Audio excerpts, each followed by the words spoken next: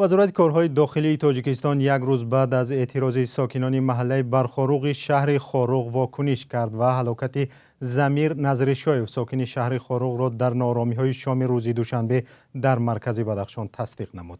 در این بیانیه گفته می شود که 3 افسر زخمی شده است، ولی درباره زخمی شدن مردمی آسایشته سخنی نیست. یک روز پیش منابع رادیو آزادی درباره زخمی شدن دستی کم 3 نفر از ساکنان محلی نیز گزارش داده بودند.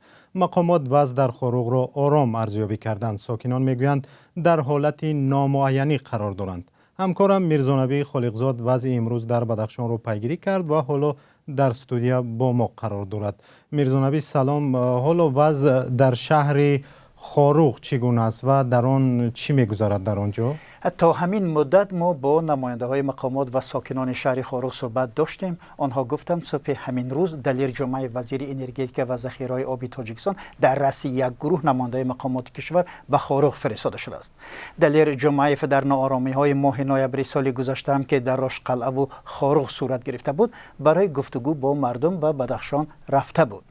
به قول باز هم ساکنان، ماشین های مسافرکشانی که امروز از دوشنبه به خاروق رسیدن از جانب نظامیان در نزد فرودگاه بازداشت و به داخل شهر را داده نشدند. همچنین در اداره ها و مکتب ها نیز دری آنها بسته است. به گفته منابع ما امروز گروهی از زنان میخواستند در نزد میدان مرکزی خاروق جمع آیند، ولی از طرف نظامیان در نسبت آنها از گاز اشک‌آور استفاده شده است.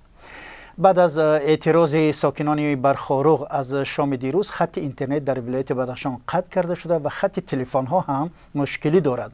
بنابراین تا این لحظه دسترس کردن نوارها از وضع امروز شهر خاروق موثر نشد و هم تصدیق درستی خبرهایی که از این منطقه به دست ما میرسند مشکل است. بله میرزانبی، نظر مقامات در رابطه با حادثه که در خاروق میگذرد چی هست؟ چی گفتند؟ ببینید، مقامات در بدخشان به زنگ‌های ما پاسخ نمیدن و یا اگر یک گوشه را هم بردارن با شنیدن سوال ما زود قطع میکنن. تا کنون تنها بیانیه وزارت کارهای داخلی نشر شده است و دیگر تمام. وزارت کارهای داخلی در بیانیه‌اش جزئیات حادثه را تصویر کرده است، ولی نزدیکان اعتراضگران راضی نیستند. وزارت کارهای داخلی در ناآرامی‌های 16 می در خاروق محمد باقرov یکی از سران غیر رسمی بدخشان، الفت خانم محمد شویو فعال جامعه شهروندی و علیم شیرزمانوف معاون رئیس سازمان در تاجیکستان ممنوع پیمان ملی تاجیکستان را گناهکار کرده است. علیم شیرزمانوف روز 16 می دست داشتن در حادثه اخیر را رد کرد.